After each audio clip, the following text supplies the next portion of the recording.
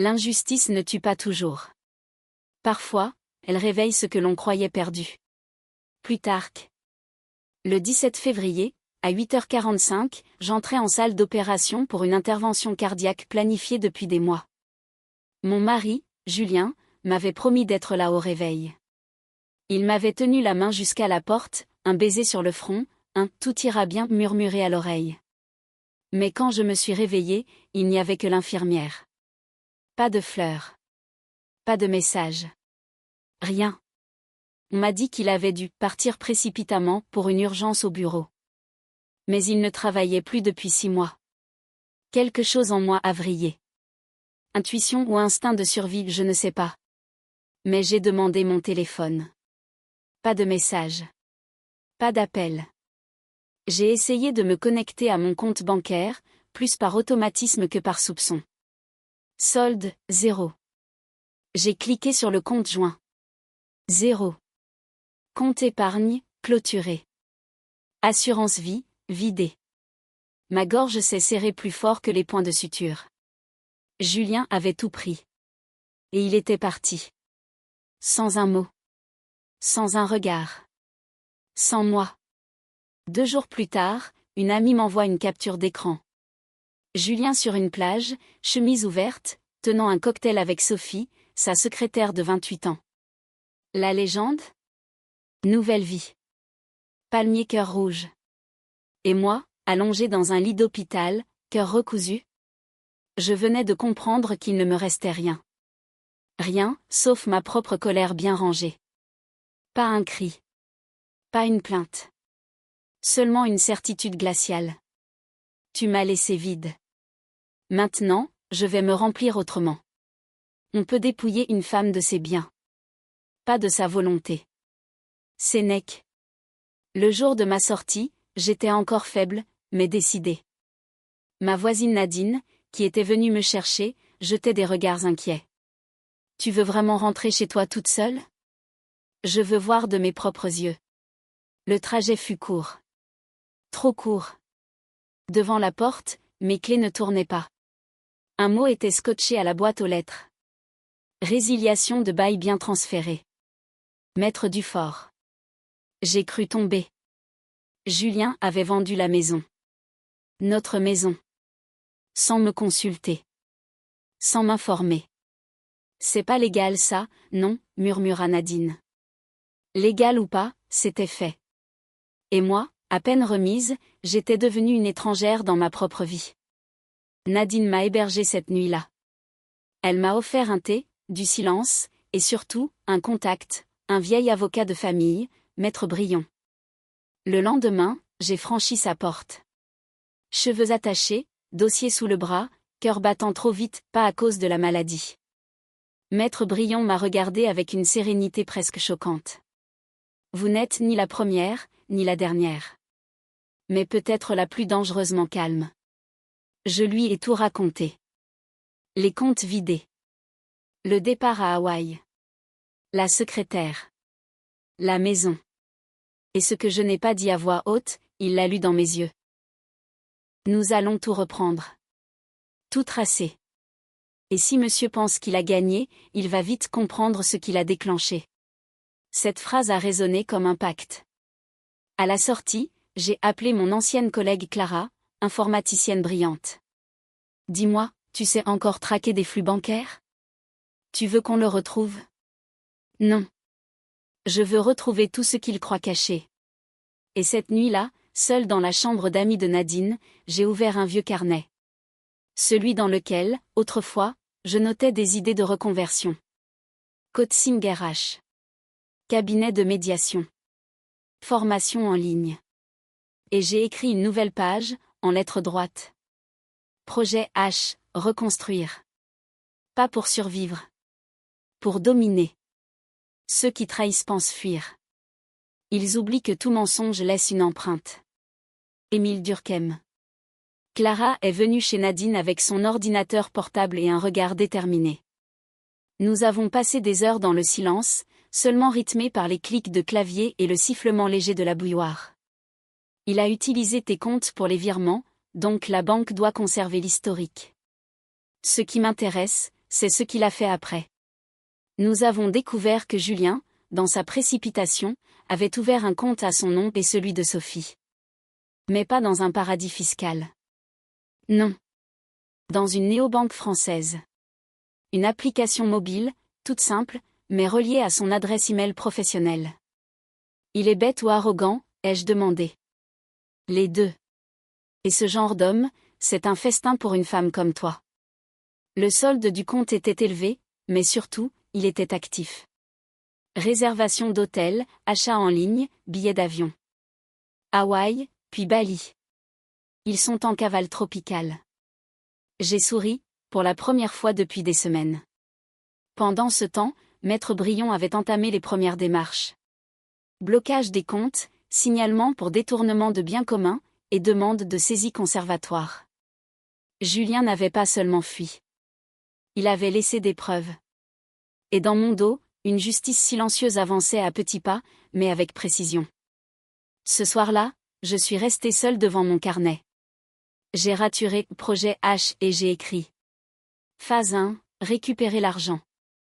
Phase 2, récupérer le récit. Car ce n'était pas qu'une question de finances. C'était mon histoire qui m'avait été volée. On m'avait réduite à une femme fragile abandonnée pendant une opération. Mais moi, je savais que chaque cicatrice devient une signature quand on la raconte en son propre nom. Et j'avais l'intention de signer chaque chapitre.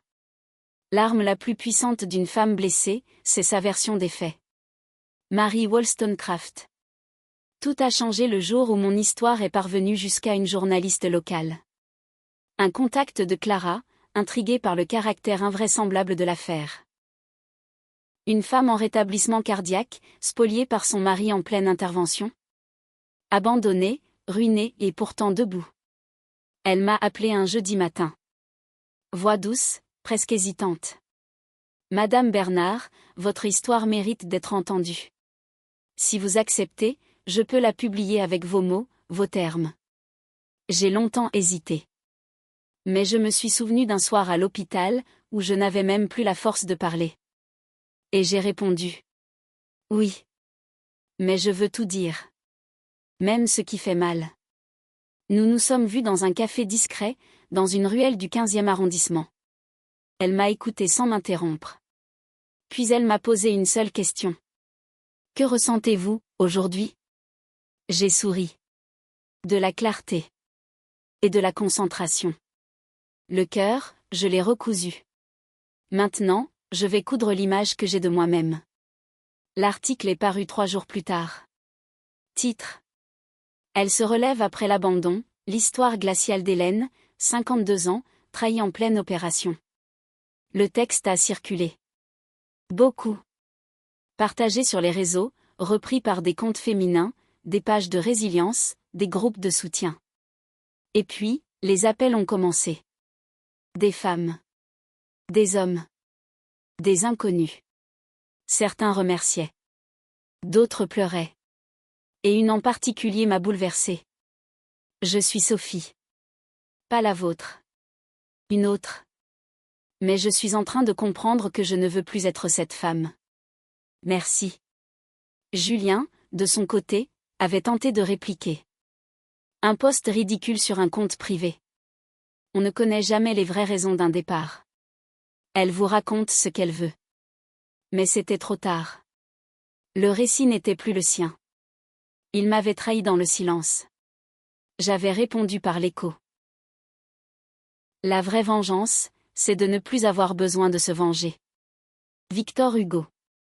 Le procès civil fut fixé pour le 12 mai. Julien, sommé de comparaître pour détournement de fonds communs, falsification de documents et abandon de conjoints vulnérables, avait engagé un avocat médiatique. Un de ces hommes à cheveux gominés et phrases toutes faites.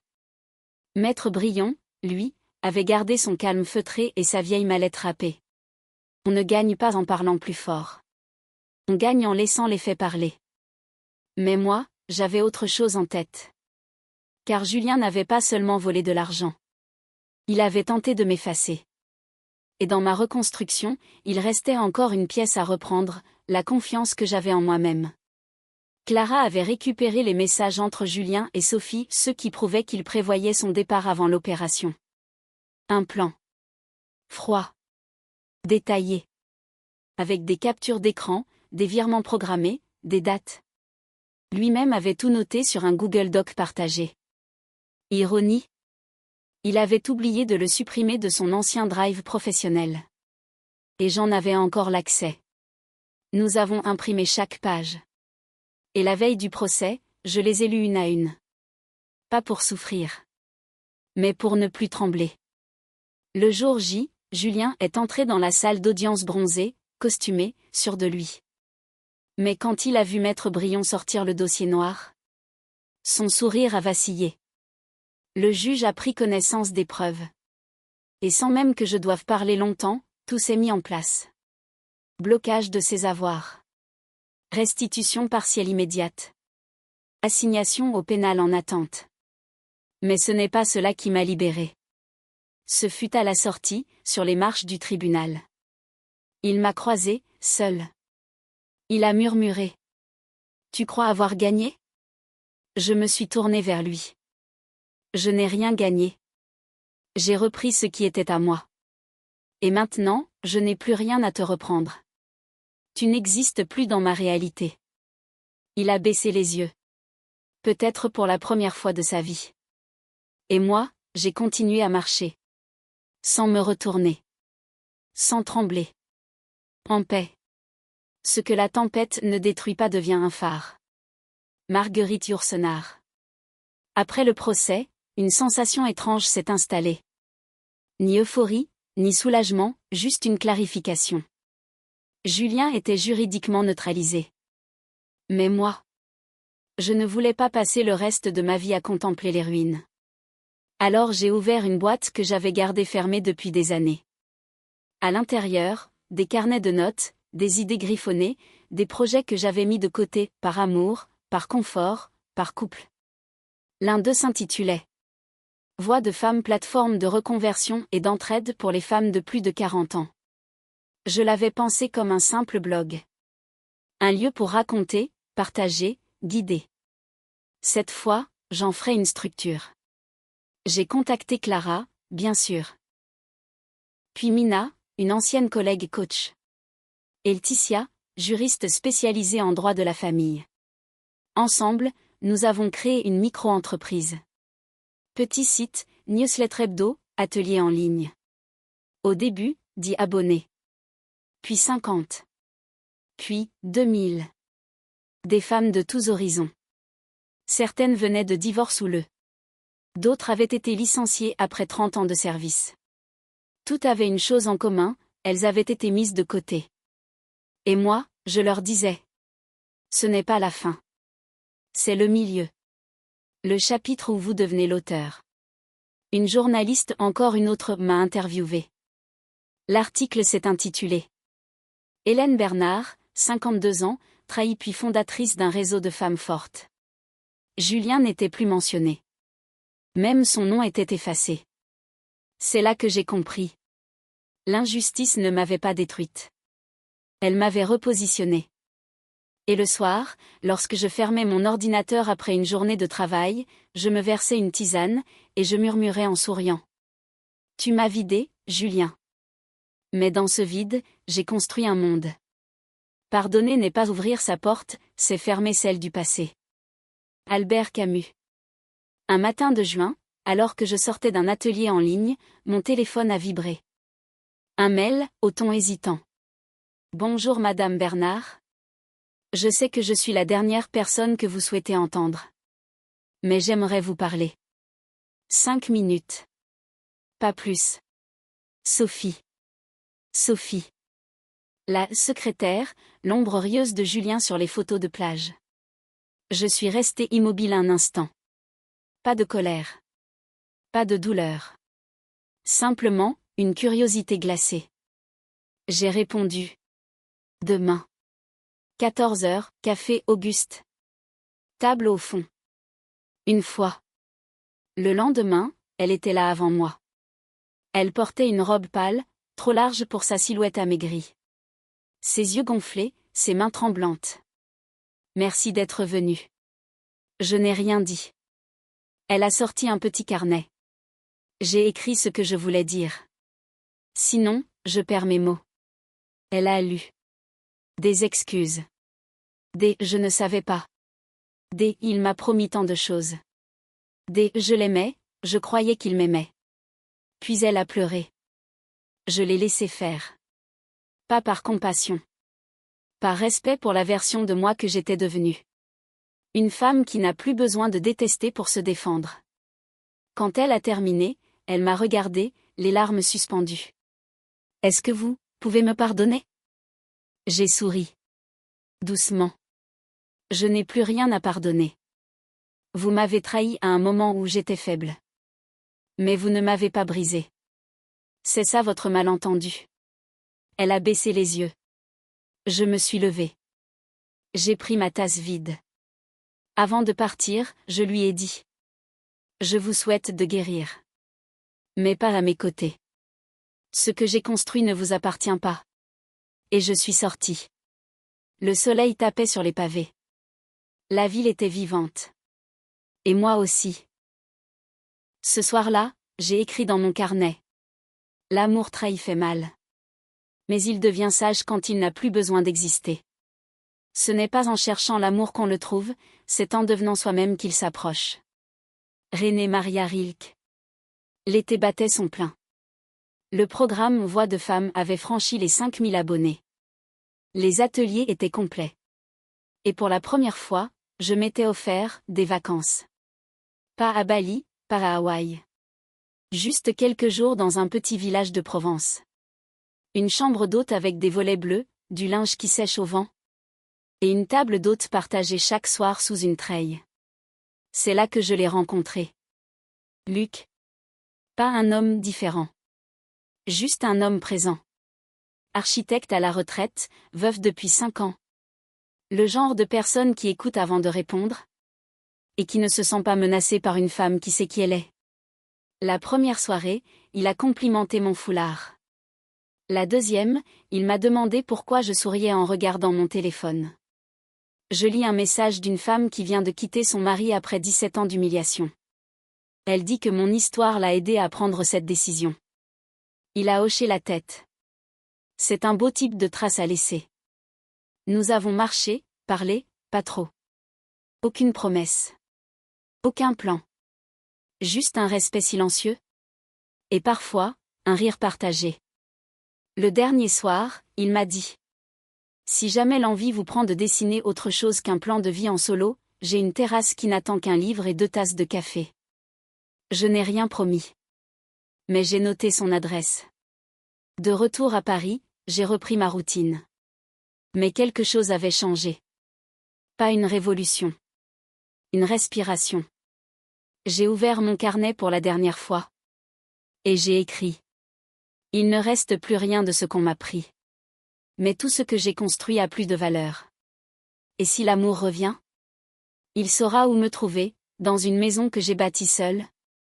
Mais dont la porte est entr'ouverte.